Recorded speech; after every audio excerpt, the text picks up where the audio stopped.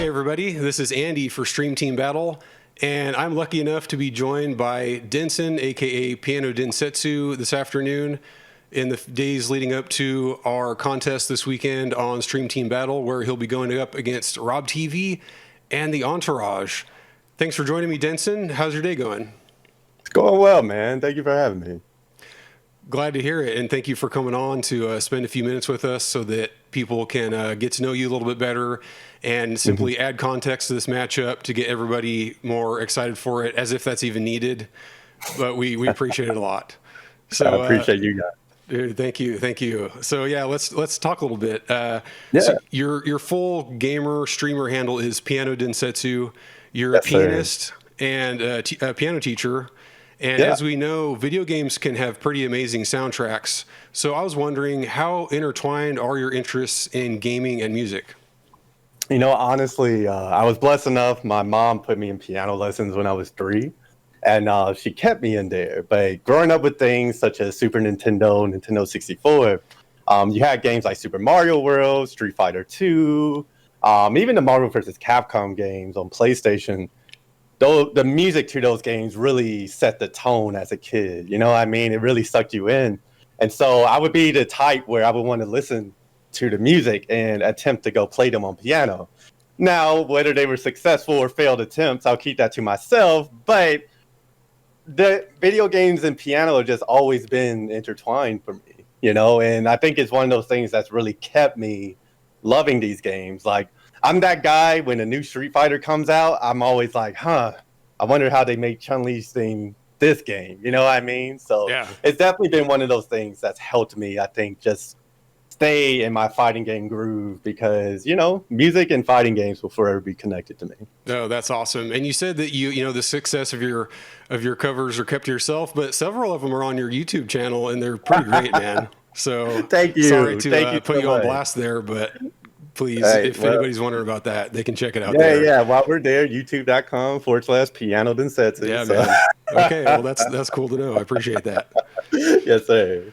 I wanted to ask you about your streaming adventure a little bit. So based on your Twitch channel clips that I could find, it looks like you started streaming about 4 or 5 years ago. Is that right? Yes. Okay. So it's been a while. Yeah, that's really nice. That's fun. Yeah. That's great. And you have a good community. Like it's really something to see. It's cool. So I was wondering what prompted you to give streaming a try, and what was the path like from when you started to now where you have thousands of followers? So believe it or not, I just never thought streaming was cut out for myself. And I want to give my cousin, he goes by Hencross online. I want to give him credit because when Street Fighter 5 came out, he hit me up and he said, yo, you know the PS4, you can stream on that. You don't need a PC. And I was like, man, I don't think, who's going to watch really? And so literally my first stream was just a Urian stream, me playing terrible quality. I was using the PlayStation camera microphone, but it got me just used to talking and playing, which is kind of something I did. The same cousin I spoke about, he would come into town when I was like 15, 16, 17 during the summer, and this poor man would watch me play Street Fighter 4 all day. All day. I wasn't taking him to see the sights of Atlanta or nothing like that. He would just watch me get salty on Xbox Live. And, you know, he said, dude, I just think you could do it. And so once I got started, it made me start using Twitter. I would start posting clips. And then next thing I know, hey, man, I love your Aegis mix-ups. Dude, I love your Urian. Like, next thing I know, now when I go to majors, people are coming up to me saying, yo, can I run a set against your Urian? You really inspire me. And so it really, I can't say when I started, I expected to stream this long, right? Sure. But it really created this path where it allowed me to exist at events in a whole nother way. You know, it allowed me to just place myself and feel way more comfortable than usual. So anyone out there like thinking about streaming, just do it, man. Just do it. Once you get started, that's the hardest part, and then you'll find your way for sure. You know, I agree 100%. And I even like the fact that you touched on how on PS4, you can just click stream and it doesn't give you a particularly fancy layout or anything, but it gets you going. And honestly, some of my favorite streams just do their PS4. Absolutely. including a couple of Street Fighter 4, Street Fighter 5 streams. You don't need fancy layout or anything, so I think that's excellent advice to just go for it because you don't need all that fancy stuff. Of course, it can be fun to add that. It can be fun. And I think it's one of those things like now I have like my name in neon lights. I have the little bougie lights in the back. And while that's something I always kind of wanted, dude, I had terrible lighting, terrible audio. But the great part about the FGC is people, if they really like your vibe, they're just going to stay. If they like the way you're talking to them, they're just going to stay because they're real, right? All the way. If they like your gameplay, it doesn't matter if you have a stream layout or none of that. It's just, hey, I like this guy. And so, it's one of those things, again, anyone thinking you do not need a PC, allow yourself to just get comfortable and everything else will come to you, So definitely blessed to meet the people I have through streaming. Oh, that's awesome. I love the story. Yes, sir. Yeah. I also wonder, so regarding streaming and competitive play, because you also play competitively, has streaming changed the balance of your time that you spend when it comes to competitive play versus content creation? I know you don't do like tons of YouTube, what might be called content creation, but including streaming, has that balance kind of changed with your streaming? I would say in the beginning of my stream, I was definitely more player than I was stream. I was a competitive player that happened to stream pretty often. Because a lot of my sessions would be, hey, Chris T wants to play a set, let's do that. But I just happen to be streaming, you know what I mean? Yeah. Or, there was a point, I believe, a year or two into streaming, my stream was like gracious enough to say, hey, we want you at events. You should start like some type of fun so we can send you the combo breaker or something. Oh, wow. And so it really turned into the competitive player who did enjoy streaming enough to kind of consistently do it back in the day. But then my community going above and beyond saying, yeah, you need to be here. We want to see what you can do. Right. And so nowadays, I would say I found kind of a 50-50 balance. Like I tend to post a little more Twitter videos than I did. And going into YouTube is something that has my interest because I've been at home for a year, man. Without tournaments, it's one of those things where, and I think this happened to all players, honestly. It's like, hey, how can I still make the people feel me without being able to go to something like a combo breaker, an Evo, or even like a CEO final round? Like, how can I still connect with my people and hopefully still be able to perform for them and make them proud, honestly? And so I think at this point, I'm more of a 50-50 guy. I'm a very competitive guy. Don't let the smile fool you. But I do really enjoy this aspect of content creation because you understand you kind of reach a whole nother level of people that might not have known about competitive Street Fighter. Maybe they're just on YouTube and next thing you know, you're introducing them to it. So, yeah, I would say that's about it. Okay. And something I would ask too about that is I can tell that you like to play a lot of different characters, try out new characters, and you jump around like, you got back on Urian today. Maybe it's in preparation for Stream Team Battle, not sure. Don't want to give Rob any, inside intel. So Mike can edit that out if he wants to.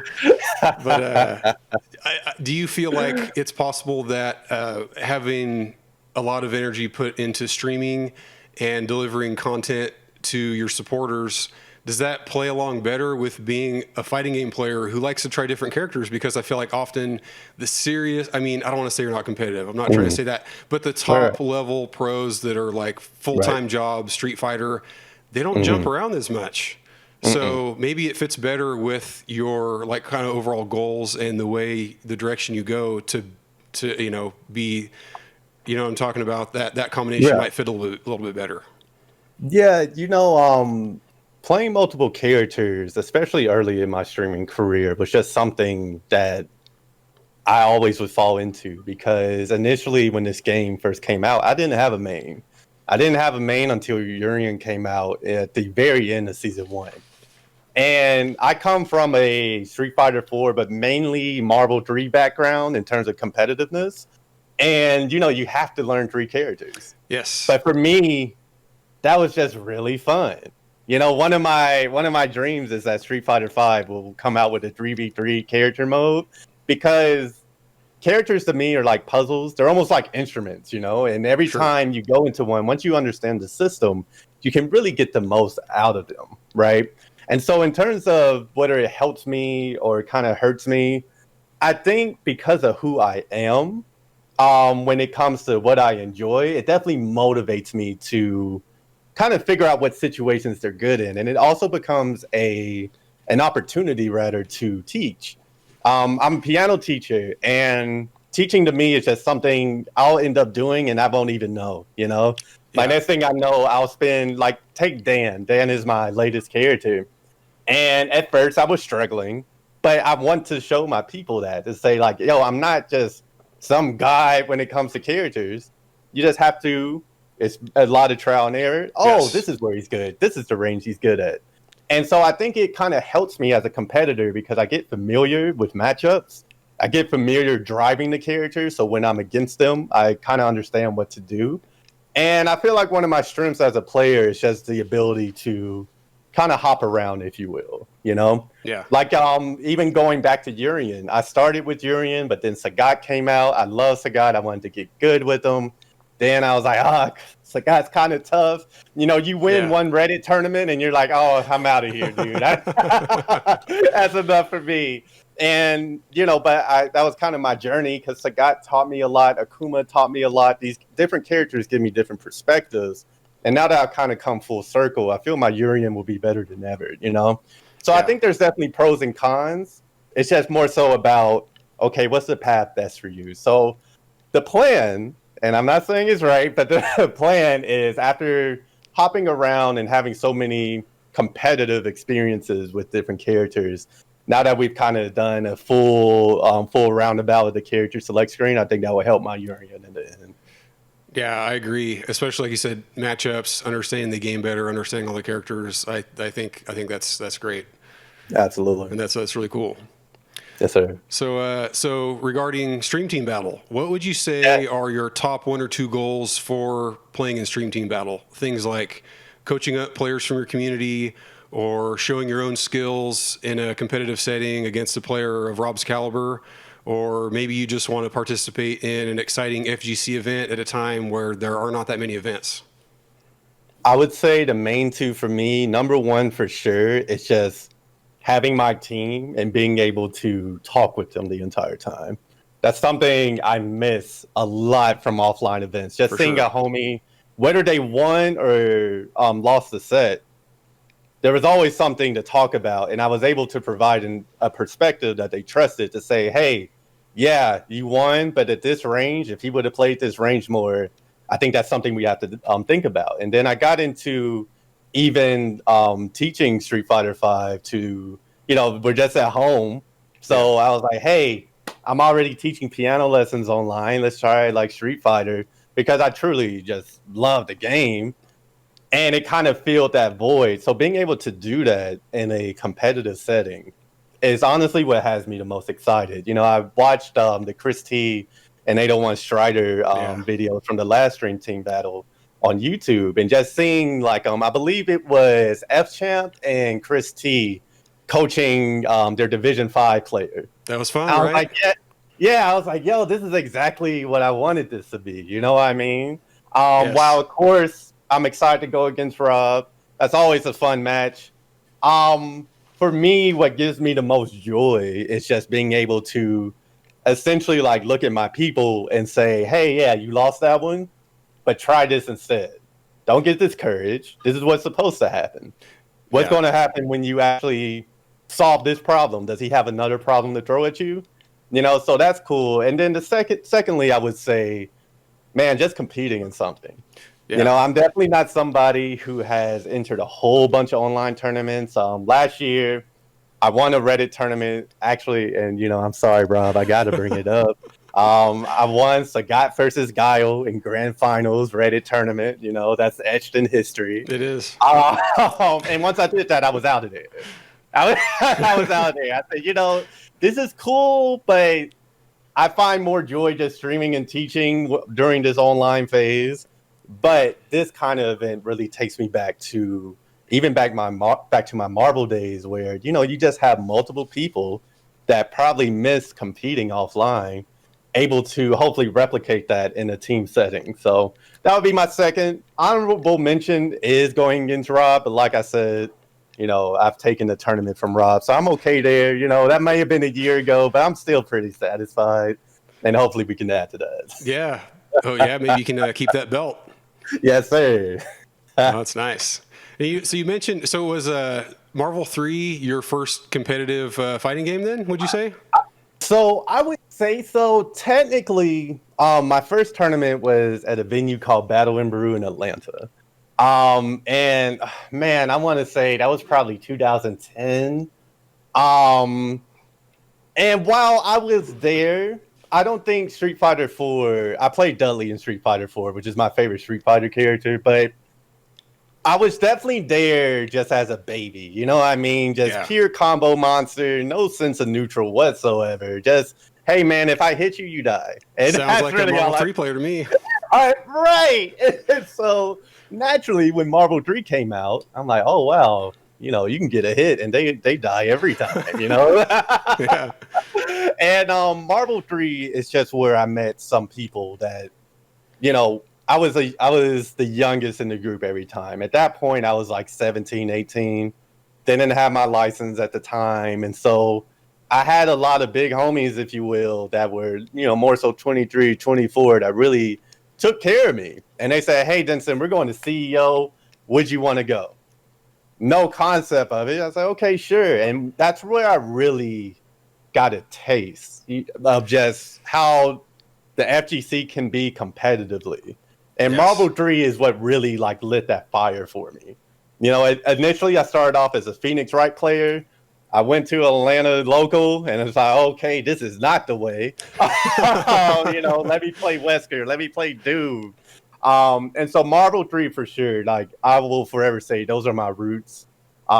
People like Not Enough Damage, Dizzy D, SBK, DapVip, I can go on and on, but these are the people that really showed me what the FGC really was about when it came to competing. So for sure, Marvel 3, baby. Oh, that's really cool. And I like your description of going to a major and getting a taste of it. The community, the energy, the competition. It's, a good event is such a great blend of those aspects. And it really is kind of addicting, instantly. Dude, nothing like it. Yeah. Absolutely nothing like it. You play on Hitbox, right? Yes. So I'm curious, how did you get into that? When did you get into that? And also, do you think your skills as a pianist helped you adjust to Hitbox because it is such a hard controller to get used to? So firstly, I've played on stick probably since 2009, even before I knew what tournaments were. When Street Fighter 4 came out, shouts to the old school Mad Cat sticks that were impossible to find. Thank you, Mom and Dad. Oh, no way. Don't do it to them.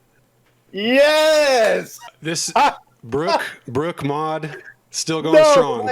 Still going strong, dude. Got this on eBay in 2010. Dude, I don't. This interview's not about me, but I just thought it was pertinent. That's essentially the equivalent of Excalibur to me. You know what I mean?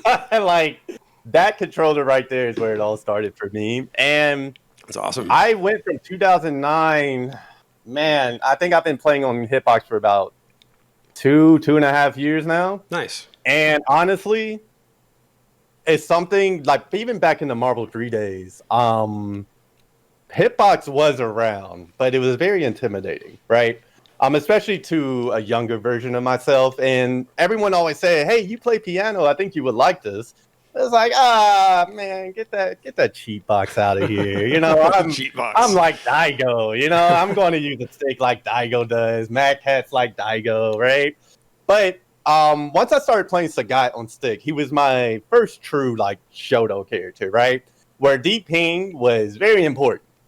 And I'm I don't like to say eccentric with my moves, but when I DP, you'll see me do a DP in real life, right? Exactly. What you mean.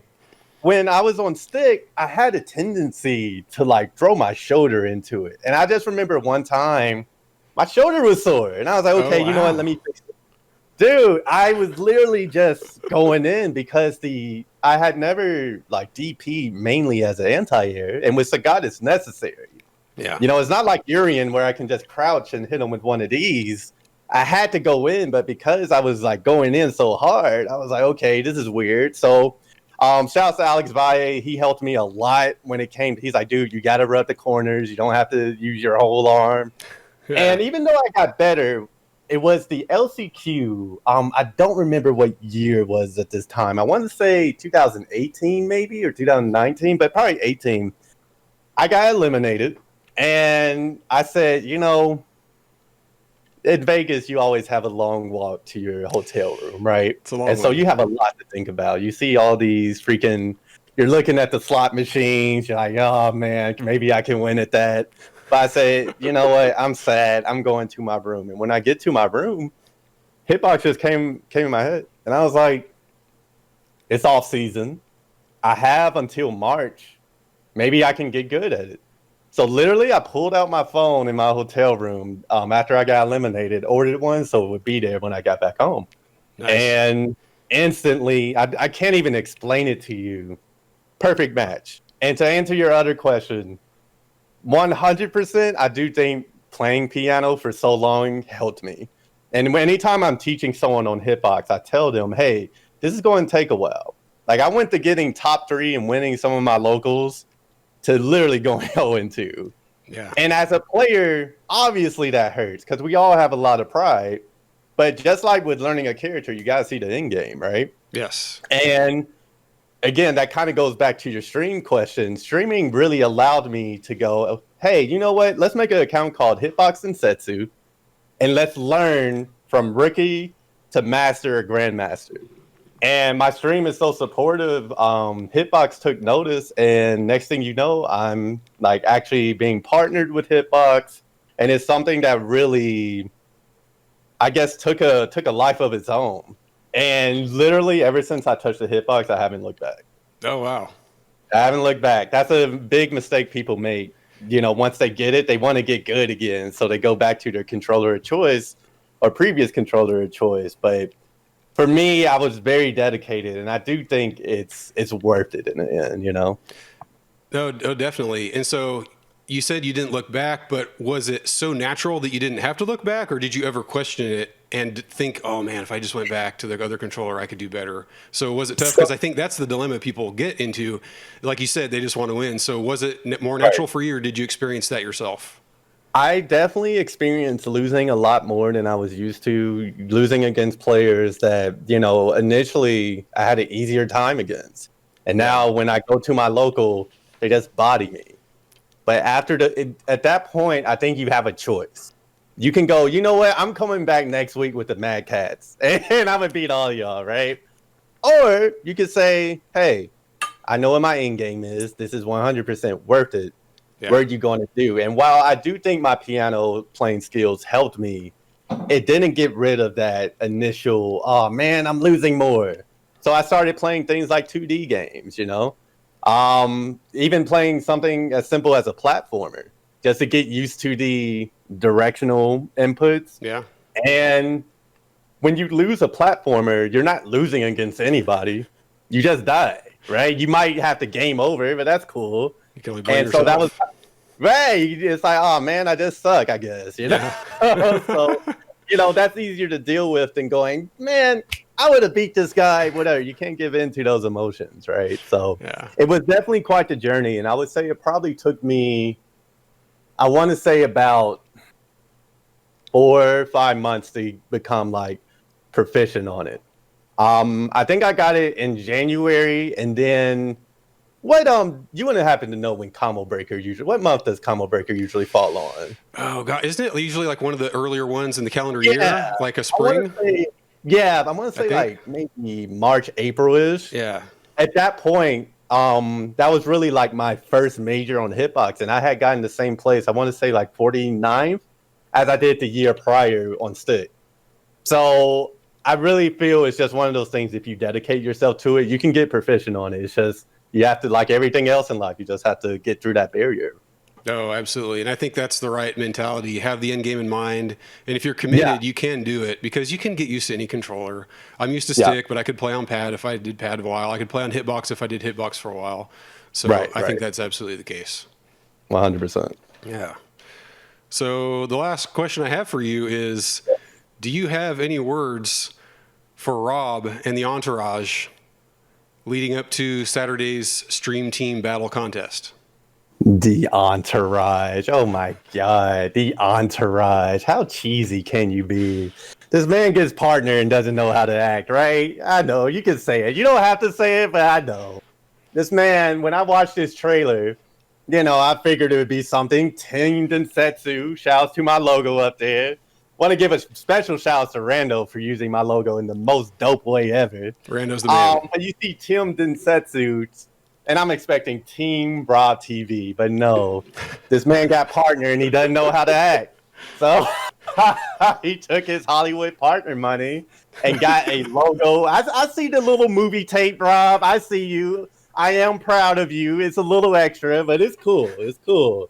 Honestly, Rob is definitely one of my brothers in this FGC stuff. I respect Rob a whole bunch when it comes to what he's accomplished in this COVID era, if you will. And if you've ever met Rob, Rob just has that natural charisma to really drive a room, He does. So I'm proud of you. I'm so proud of your partner, accomplishment, the community you're building. But all that don't matter against me. And you know it. You know it. The only thing Rob has against me, I think he too old my Kuma, but it doesn't count because in my world, I've only won against Rob. I've never lost. So I'm really looking forward to it. Him and I actually have not played. Well, that's a lie.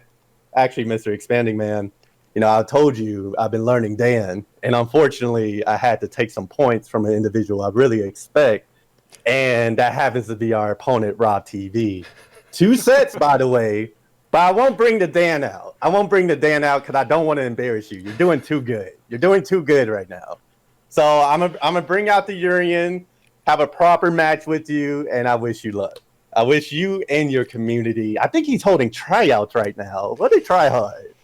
What is it going to, how are you going to feel when you lose after, forcing your people to try out for this? Absolutely insane. But, I'll keep it cool. I can't wait to play against you and your Entourage this Saturday. It should be a good time. Absolutely. Oh, there's nothing like a good backhanded well wish to build up the hype and the atmosphere. It's a smile, man. How can I be mean when I'm smiling? I'm saying it's Look nothing at that but face. love. Look at the face. Yeah, 100%.